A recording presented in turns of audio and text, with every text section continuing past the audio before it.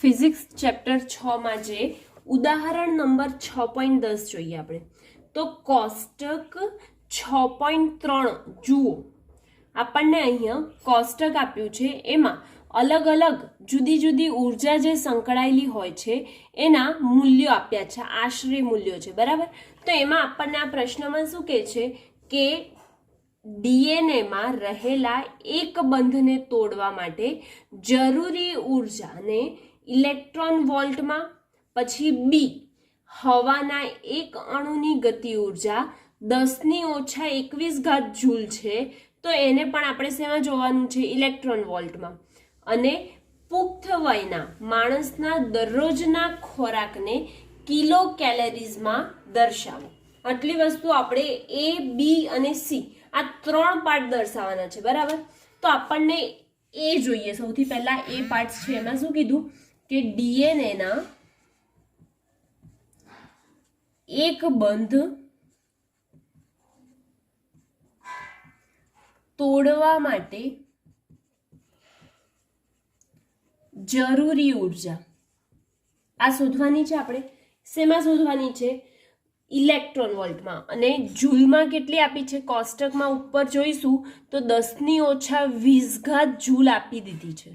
Okay, તો સૌથી પહેલા કેટલા 1.6 ગુણ્યા 10⁻19 જૂલ હોય તો કેટલા ઇલેક્ટ્રોન વોલ્ટ થાય? 1 ઇલેક્ટ્રોન વોલ્ટ થાય. તો આપણે કેટલા છે? 10⁻20 જૂલ. તો 10⁻20 જૂલ હોય તો કેટલા ઇલેક્ટ્રોન વોલ્ટ? આવું કરી શકીએ આપણે, બરાબર. ઉર્જા ઈ બરાબર આ ઉપર જશે, 10⁻20 ક્યાં જશે? ઉપર જશે. અને આ જ ક્યાં આવશે? છેદમાં આવશે. તો 10⁻20 ભાગ્યા 1.6 ગુણ્યા 10⁻19 જૂલ. અને આ ઇલેક્ટ્રોન વોલ્ટ છે, તો 1 ઇલેક્ટ્રોન વોલ્ટ આપણે લખી શકીએ, તો જૂલ પર ઇલેક્ટ્રોન વોલ્ટ, બરાબર. તો આ જૂલ અને આ પણ જૂલમાં, તો જૂલ જૂલ કેન્સલ થઈ જશે. બચશે શું આપણી પાસે? છેદનો છેદ એટલે ઇલેક્ટ્રોન વોલ્ટ બચશે. આપણે ભાગાકાર કરીએ, 1 ભાગ્યા 1.6 કરીએ તો આપણો જવાબ આવે ઘાત સાથે 0.0625 ઇલેક્ટ્રોન વોલ્ટ. આ શેનો આવ્યો? ડીએનએના એક બંધ તોડવા માટે ઇલેક્ટ્રોન વોલ્ટમાં જે ઉર્જા મેળવવાની હતી એ આવી. હવે બી પાર્ટમાં શું કહે છે આપણને? કે બી પાર્ટમાં કહે છે હવાના એક અણુની ગતિ ઉર્જા કેટલી આપી દીધી છે? અહીં પ્રશ્નમાં જ આપી દીધી છે, 10⁻21 જૂલ છે. તો એને ઇલેક્ટ્રોન વોલ્ટમાં આને પણ ફેરવવાનું છે. તો સેમ આમાં જે કર્યું હતું ઉપરવાળામાં એ જ આમાં કરીશું. શું થશે? 1.6 ગુણ્યા 10⁻19 હોય તો કેટલા ઇલેક્ટ્રોન વોલ્ટ થાય? 1 ઇલેક્ટ્રોન વોલ્ટ થાય, બરાબર. તો અહીંયા કેટલી આપી છે? 10⁻21.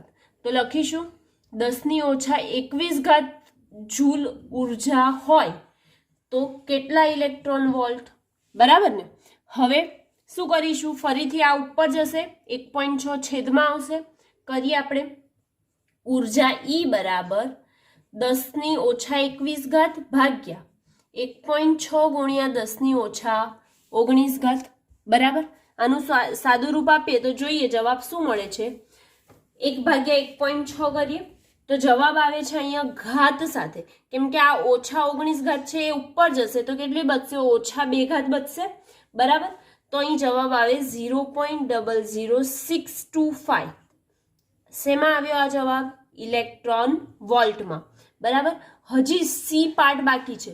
એમાં શું કહે છે આપણે જોઈએ પ્રશ્નમાં કે પુખ્ત વયના માણસના દરરોજના ખોરાકને કિલો કેલરીઝમાં દર્શાવો.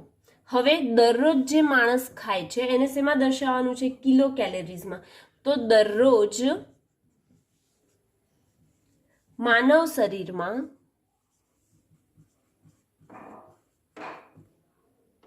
ક્ષય પામતી સરેરાશ ઉર્જા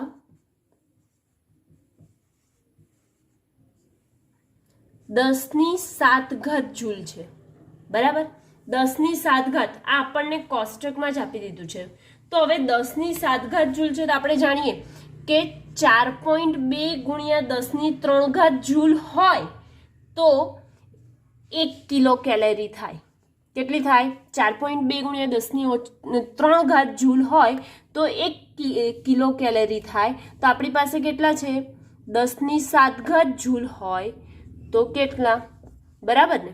હવે 10⁷ ઉપર જશે, 4.2 છેદમાં આવશે તો 4.2 ગુણ્યા 10⁻³, બરાબર. સાદું રૂપ આપીએ, 7માંથી 3 જાય તો 4 એટલે 10⁴ તો બચી. હવે 1/4.2 કરીશું એટલે જવાબ આવે છે 0.23809. ઓકે, આ જવાબ આવ્યો આપણો 0.23809. હવે આ 9 છે અને આ 4 છે તો કેટલા પદ આગળ ખસે? 1 2 3 ને 4. પણ અહીં 9 છે તો આપણે રાઉન્ડ ઓફ કરીએ. રાઉન્ડ ઓફ ભણી ગયા ચેપ્ટર 2માં. રાઉન્ડ ઓફ એટલે 5 કરતાં મોટી સંખ્યા હોય તો આગળની સંખ્યામાં એક અંકનો શું થાય છે? વધારો થાય છે. માટે ઈ બરાબર લખી શકીએ આપણે 0.2381 ઇન્ટુ 10⁴. હવે 4 ખસેડે તો 1 2 3 અને 4. 4 ખસેડે એટલે જવાબ કેટલો આવ્યો? 2381 કિલો કેલેરીઝ આવ્યું, બરાબર. કિલો કેલેરીઝ. અને એપ્રોક્સિમેટલી જો લખવું હોય તો આ 2381 કોના નજીક છે? 2400ની નજીક છે. માટે 2400 કિલો કેલેરી પણ આપણે લખી શકીએ. ઓકે, આમ આ જે ડીએનએ હવાના એક અણુની ગતિ ઉર્જા અને ક્ષય પામતી સરેરાશ ઉર્જા આપી હતી એના ઉપરથી આપણે આ બેને ઇલેક્ટ્રોન વોલ્ટમાં ફેરવ્યા અને આને શેમાં કન્વર્ટ કર્યું? કિલો કેલેરીઝમાં. અને એની સાથે ઉદાહરણ નંબર 6.10 અહીંયા કમ્પ્લીટ થાય છે. ઉદાહરણ નંબર 6.11 મહત્તમ 1800 કિલોગ્રામ લિફ્ટ પ્લસ મુસાફર, એટલે કે જે લિફ્ટમાં જે મુસાફરો છે એમનો ટોટલ વજન, લિફ્ટ અને મુસાફરનો મળીને ટોટલ વજન આપણને આપ્યું છે 1800 કિલોગ્રામ સહન કરી શકે છે. એવી એક લિફ્ટ 2 મીટર પર સેકન્ડની અચળ ઝડપથી ઉપર તરફ જઈ રહી છે. વિરુદ્ધ દિશામાં લાગતું ગતિનું ઘર્ષણ બળ 4000 ન્યૂટન છે. મોટર વડે લિફ્ટને પૂરો પાડેલો આપેલ લઘુત્તમ પાવર વોટ અને હોર્સ પાવરમાં ગણો. ઓકે, આપણને હવે જે આપ્યું છે એ પહેલા લખી કાઢીએ. ઓકે, તો અહીંયા પહેલા તો વજન આપ્યું છે, મહત્તમ વજન એવું કીધું છે. તો વજનને આપણે એમ વડે દર્શાવીએ, દળ એમ વડે દર્શાવીએ. કેટલું આપ્યું છે? 1800 કિલોગ્રામ, બરાબર. એમાં કોનું આવી ગયું?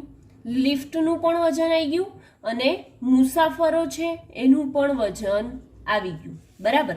હવે એ પછી કીધું કે લિફ્ટ 2 મીટર પર સેકન્ડની અચળ ઝડપથી ઉપર તરફ જાય છે, એટલે કે 2 મીટર પર સેકન્ડ એવું લખીશું, બરાબર.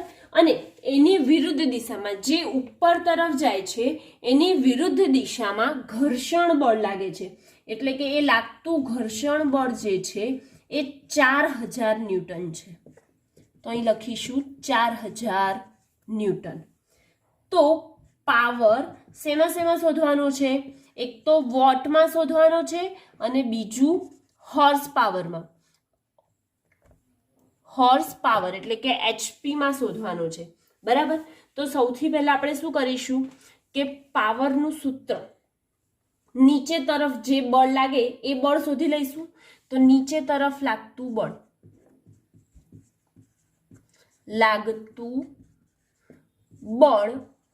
F બરાબર. હવે એ લિફ્ટ જે છે અને એનામાં જે મુસાફરો છે, બરાબર. તો એ મુસાફરો અને લિફ્ટ એ બંને ક્યાં જાય છે? ઉપર તરફ. પણ નીચે તરફ જે બળ લાગે એક તો વજન બળ લાગે. ઓકે, વજન બળ mg લાગે અને એને વિરોધ કરતું કયું બળ લાગે છે? ઘર્ષણ બળ. તો ઘર્ષણ બળ એ ઉપર જાય તો એને રોકવા માટે લાગતું બળ ઘર્ષણ બળ પણ એ ક્યાં હોય? નીચે તરફ હોય. માટે નીચે તરફ લાગતું કુલ બળ F બરાબર આ બંનેનો સરવાળો થશે તો શું લખી શકીશું આપણે કે એફ બરાબર નીચે તરફ લાગતું બળ એફ બરાબર mg એટલે કે વજન બળ વત્તા ઘર્ષણ બળ થશે. એફ એસ લખો કે એફ લખો, જે લખવું હોય. ઓકે, તો હવે એફ બરાબર એમ કેટલા છે આપણી પાસે 1800. જી એટલે કે ગુરુત્વ પ્રવેગ આપણે સરળતા ખાતર કયો લઈએ છીએ 10 મીટર પર સેકન્ડ સ્ક્વેર લઈએ છીએ. અને એફએસ એટલે કે ઘર્ષણ બળ કેટલું છે 4000 ન્યૂટન. બરાબર, તો 18000 વત્તા 4000 કેટલા થઈ જશે 18 ને 4 22 એટલે કે 22000 ન્યૂટન. આ નીચે તરફ લાગતું બળ આવ્યું. આપણે શું શોધવાનું છે પાવર શોધવાનો છે. તેથી પાવર P બરાબર F ઇન્ટુ V થાય. બરાબર, તો એફ એટલે કે 22000 છે એ જ આપણા ગુણ્યા V એટલે શું થશે ઝડપ 2 મીટર પર સેકન્ડ. 22 દુ કેટલા થશે 44 થશે ને, માટે 44000 વોટ આવ્યું. વોટમાં જવાબ આપણો આવી ગયો. બાકી શેમાં રહ્યો હોર્સ પાવરમાં બાકી રહ્યો. જો હોર્સ પાવર HP એવું ખબર ના હોય તો તમે પૂરું પણ ધ્યાન રાખવા માટે લખી શકો છો કે હોર્સ પાવર એમ. ઓકે, હવે આપણે આ જ વસ્તુ શેમાં શોધવાની છે વોટમાં તો શોધી લીધી, પણ એને હોર્સ પાવરમાં શોધવાની છે. તો પાવરને કેટલા આવ્યા 44000 વોટ આવ્યા. હવે આ જે 44000 વોટ આવ્યા એને જો હું 746 વડે ભાગી કાઢું તો મને જવાબ શેમાં મળી જાય હોર્સ પાવરમાં મળે. કેમ કે આપણે આગળ જ ભણી લીધું છે કે 1 હોર્સ પાવર એટલે કે 746 વોટ થાય. કેટલા થાય 1 હોર્સ પાવર બરાબર 746 વોટ થાય. તો 44000 વોટ બરાબર કેટલા, તો 44000 ઉપર જશે 746 નીચે આવશે. હવે ભાગાકાર કરીએ આપણે એનો. ભાગાકાર કરતા આપણને મળે છે 58.98 હોર્સ પાવર.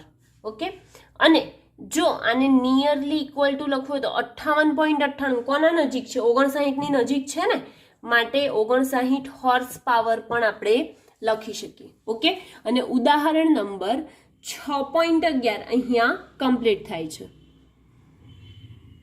ઉદાહરણ નંબર 6.13 જોઈએ આપણે.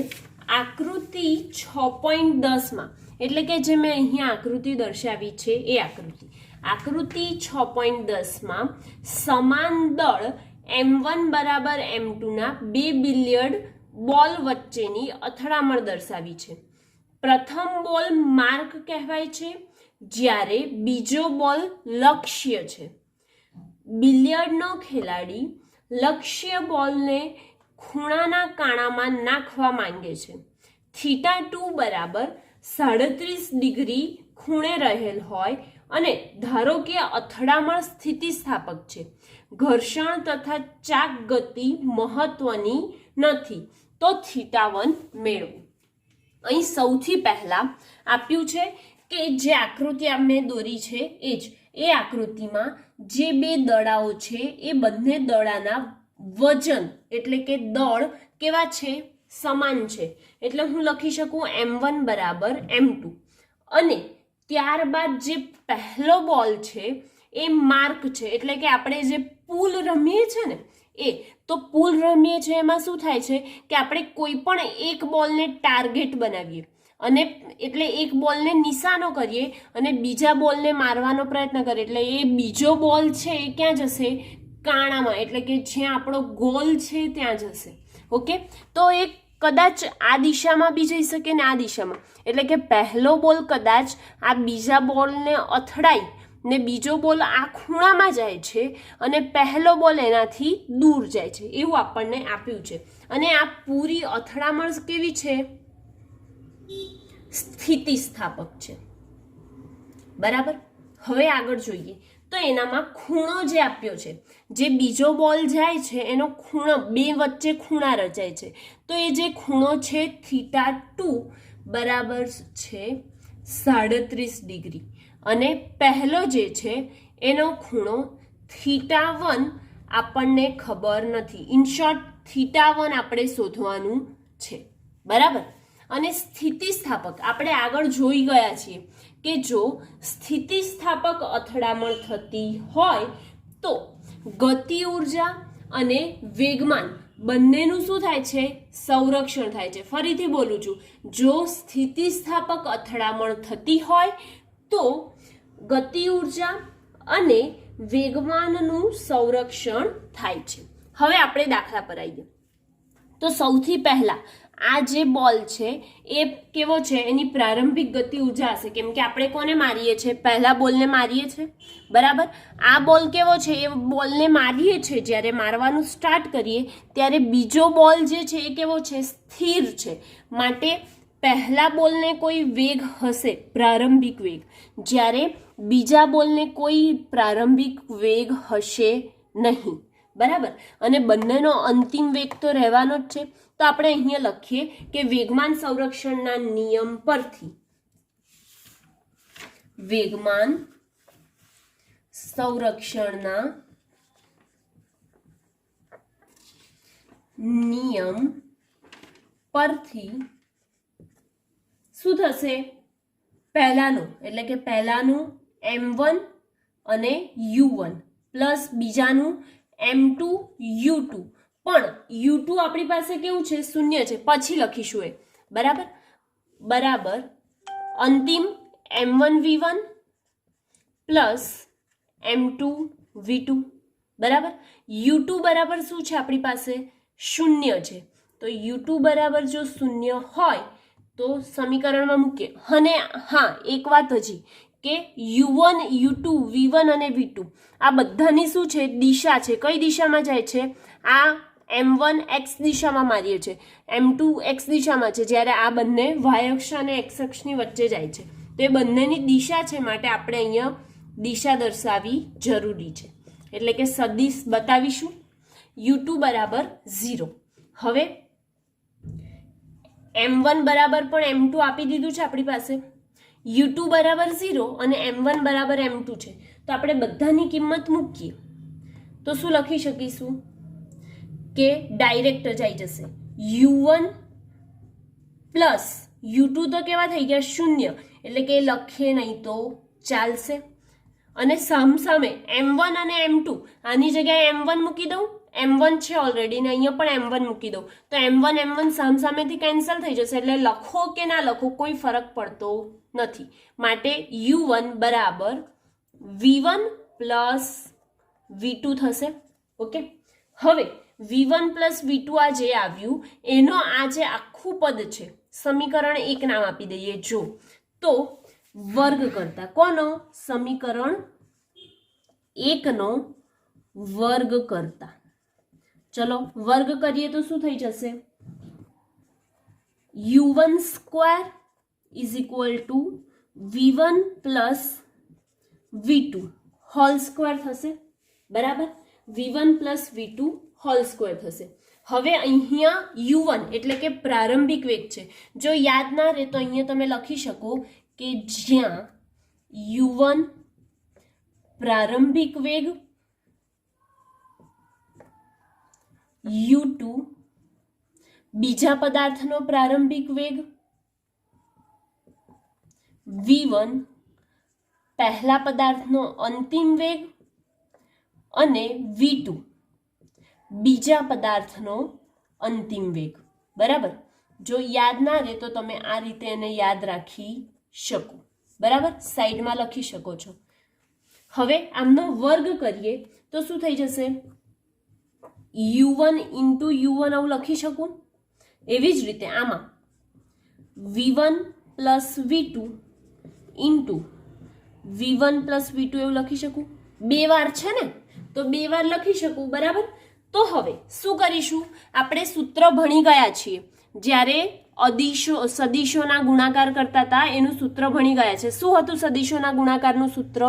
તો હતું આપણું સૂત્ર કે સદિશ a ડોટ સદિશ b બરાબર શું થઈ જાય? ab, અને એની જોડે ઘટક કયો આવશે? કોસ થીટાનો, બરાબર.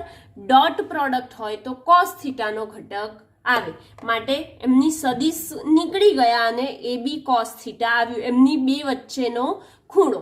બરાબર. હવે U1 અને U1, તો આ U1 છે અને આ પણ U1 છે, તેમની વચ્ચે ખૂણો રચાશે? શું આમની વચ્ચે ખૂણો રચાશે? ના, એમની વચ્ચે ખૂણો રચાતો નથી. જો ખૂણો ના રચાય તો થીટા બરાબર શું લેવાનું? 0. તેથી આપણે લખી શકીએ U1 into U1 cos theta બરાબર V1 ગુણ્યા V1 કરીશું ને. આ તો કાઉન્સનો ગુણાકાર કરતા આવડે ને, કે પહેલા આનો આની જોડે ગુણાકાર, પછી એનો જ આગળવાળા જોડે ગુણાકાર, પછી આનો આની જોડે ગુણાકાર ને એનો જ આગળવાળા જોડે ગુણાકાર. બરાબર. તો ગુણાકાર કરીએ તો શું થઈ જશે? V1 ગુણ્યા V1 એટલે V1 ગુણ્યા V1. આ સદિશ છે, જો સદિશ કાઢીએ તો શું થઈ જાય? કોસ થીટા આવે. તો કોસ થીટા પ્લસ અહીંયા V2, અહીંયા V1 છે અને અહીં V2 છે, તો V1 સદિશ V2. જો સદિશ રાશિ કાઢી દઈએ તો શું થઈ જશે? Cos theta. અહીંયા પણ એવી જ રીતે અહીંયા પણ ફરીથી જોઈએ તો V2 અને V1, V2 અને V1 એટલે કે V1 ગુણ્યા V2 જ થાય ને. 2 ગુણ્યા 3 કરો કે 3 ગુણ્યા 2 કરો, જવાબ સરખો ને. સદિશ નિશાની કાઢી માટે કોસ થીટા. અને હજી આગળ જોઈએ પ્લસ V2 ગુણ્યા V2 એટલે કે V2 ગુણ્યા V2 કોસ થીટા થાય. બરાબર. હવે એક જેવા પદ છે, આ V2 જોડે ખૂણો બનાવે? ના, કોઈ દિવસ ના બનાવે. એક જ દિશામાં હોય તો એમનો ખૂણો કેવો આવે? 0. અને cos 0 ની વેલ્યુ કેટલી થાય? 1 થાય. માટે ડાયરેક્ટ આપણે શું લખીશું? અહીં શું લખીશું? U1 નો વર્ગ, પછી બરાબર કરીને V1 into V1 અને cos થીટા. તો અહીંયા કોઈ ખૂણો બને?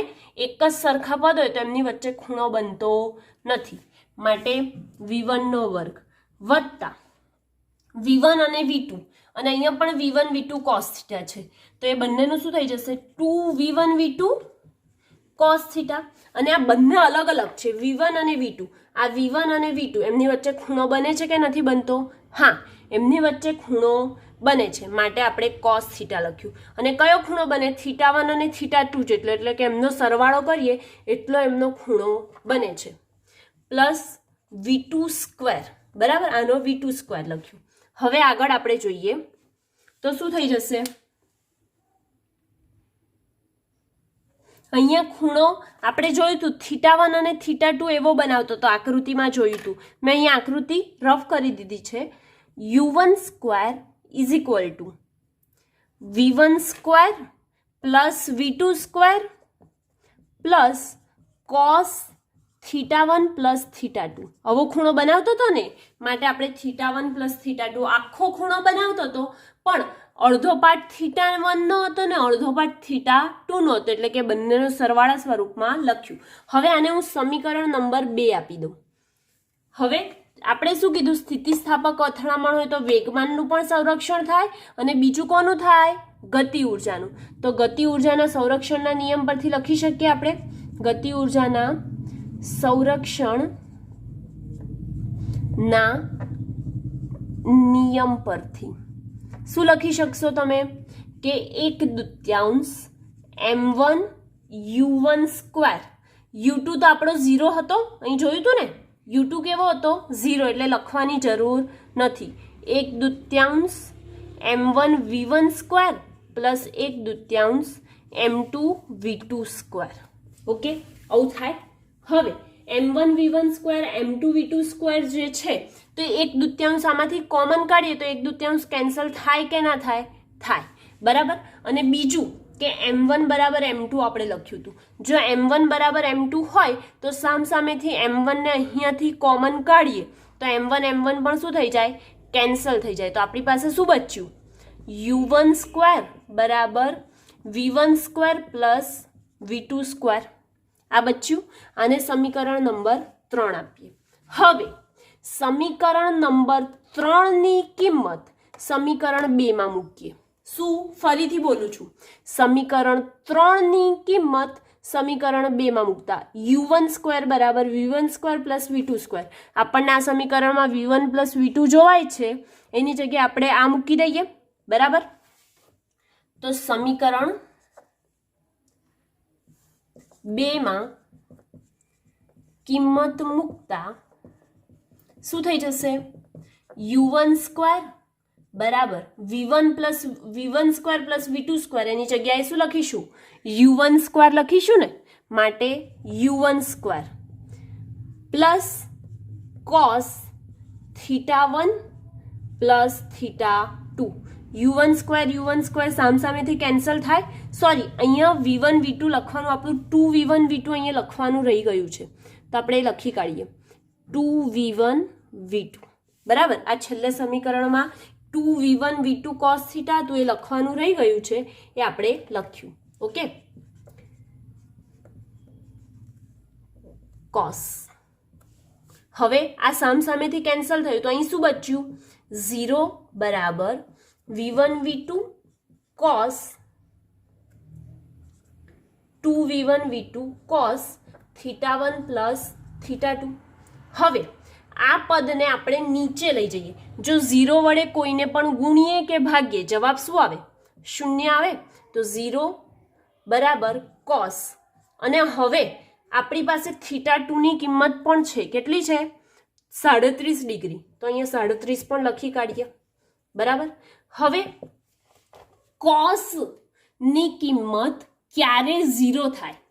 cos ની કિંમત ક્યારે 0 થાય? તો જ્યારે cos 90 ડિગ્રીનો ખૂણો બનાવે ને, ત્યારે cos ની કિંમત 0 થાય. માટે હું 0 ની જગ્યાએ cos 90 લખી શકું.